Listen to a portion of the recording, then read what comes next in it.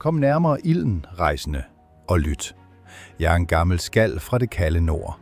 Gennem mange vintre har jeg hørt historier om krigere, konger og mænd, som levede og døde med øksen i hånden. Nogle af dem blev husket som helter, andre blev glemt af tiden og vinden over fjordene. Men så længe nogen fortæller historierne deres, lever de fortsat. Her i hallen min vil jeg fortælle dig om livet i nord. Om vikinger, som sejlte over mørke hav, om slag, som rystede landene, og om mennesker, som levede korte, men stærke liv. Dette er ikke bare gamle legender, dette er sagaer om virkelige liv. Så sæt dig nærmere ilden, og lad mig fortælle dig en historie fra de gamle tiderne.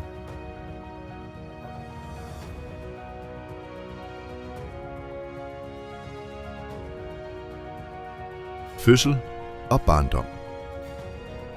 Du bliver født i det kalde nord, mellem mørke fjorde, harde klipper og uendelige vinder. Her lærer mennesker tidligt, at livet aldrig er let. Landsbyen din ligger ved havet. Små træhus står tæt sammen for at beskytte mod kulden. Bag dem rejser fjeldene sig som gamle vogtere. Livet dit begynder i et langhus.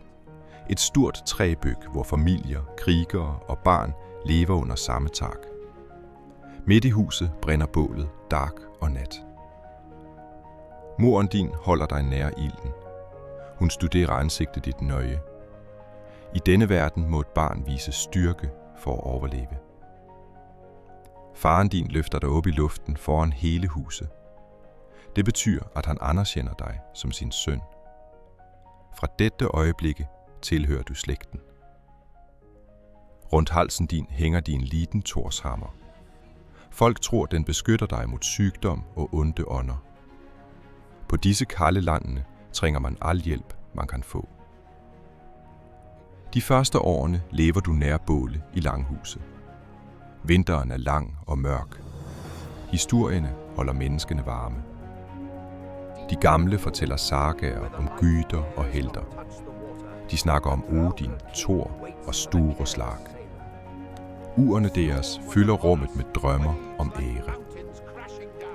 Når du lærer at gå, får du et træsværd. Det er ikke bare en leg. Det er begyndelsen på livet som kriger. Du leger med andre barn i snøen. Det der slås med pinder og falder i hjørmen. Slik lærer barn i nord at blive stærke. Ungdom. Du besøger ofte smiger i landsbyen. Der står smeden ved ilden og slår på glødende stål. Gnister flyr gennem mørke. Du ser, hvordan en øks bliver født af jern. Først en enkel metalbit, derefter et våben. En dag giver faren din dig din første øks. Den føles tung i hænderne dine, men du holder den fast.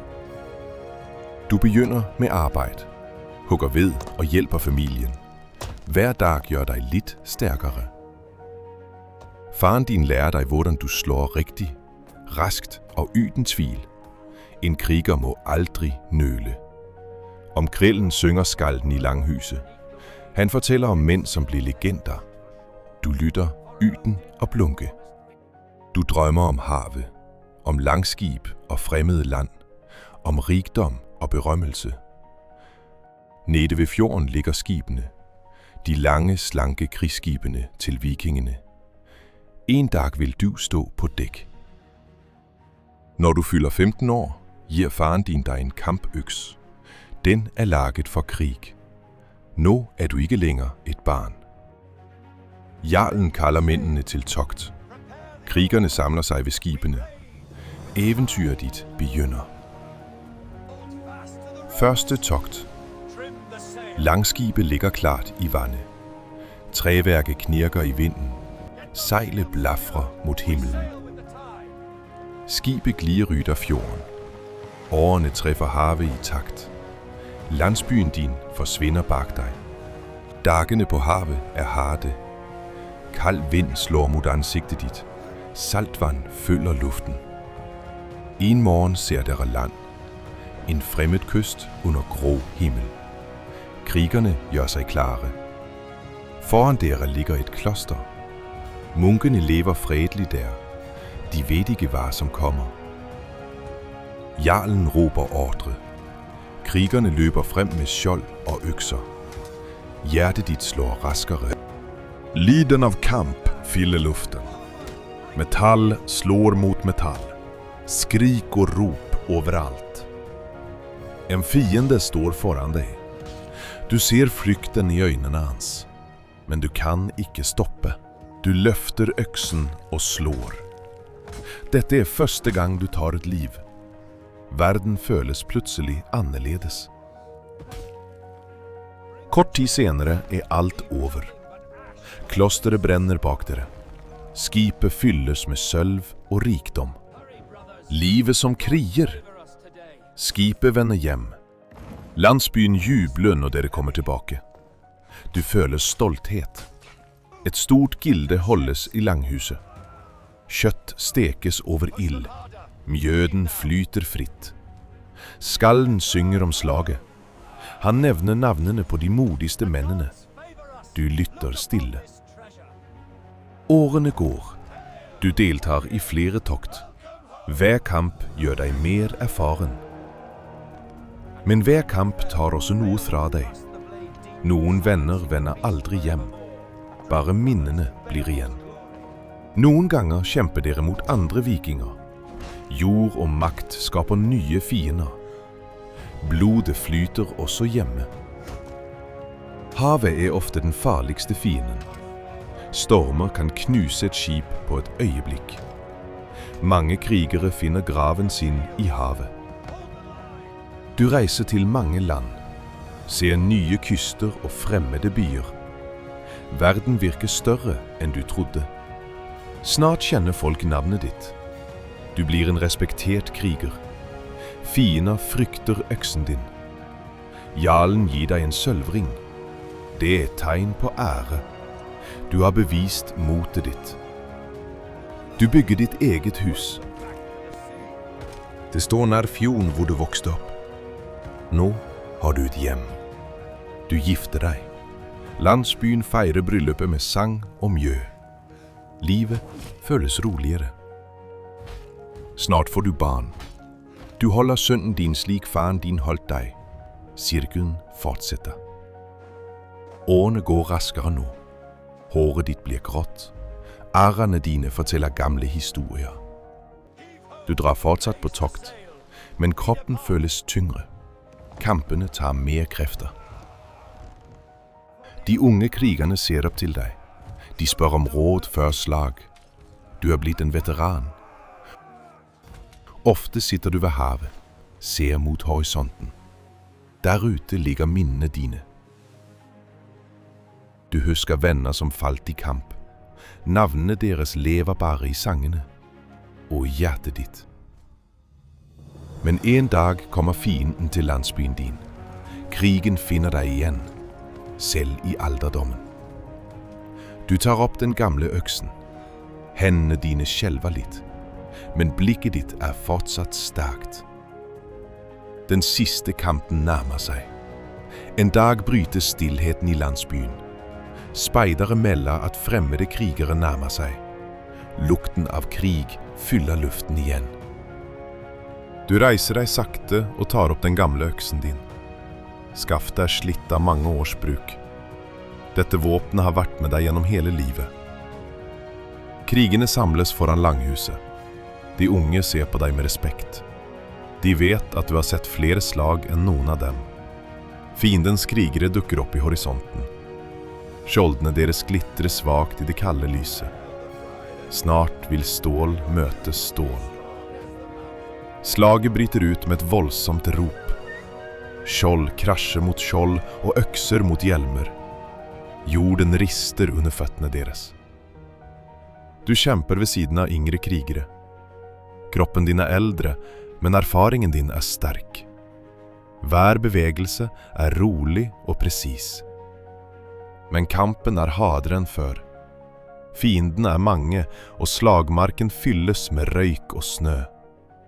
Pusten din blir tyngre for hvert øyeblikk. Et kraftig slag treffer deg. Du kjenner smerten gjennom kroppen. Likevel løfter du øksen en gang til.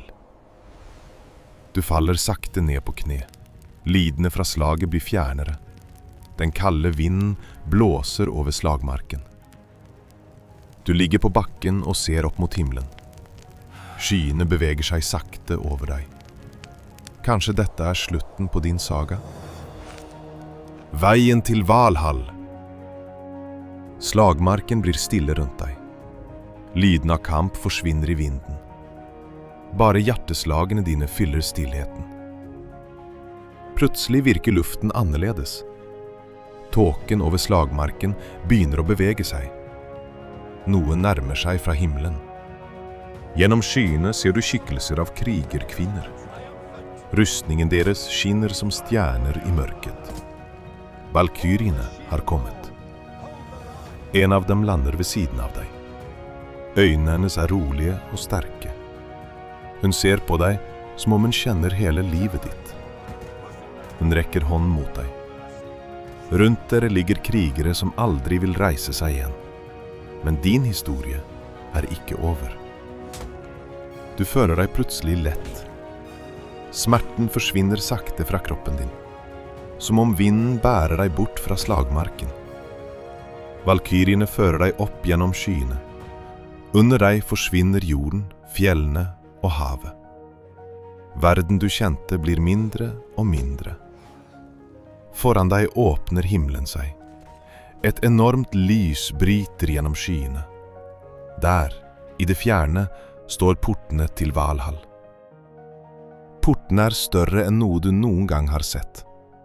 De er laget av gull og gammelt treverk. Bak dem høres lyden av sang og latter. Valkyrien leder deg frem til inngangen.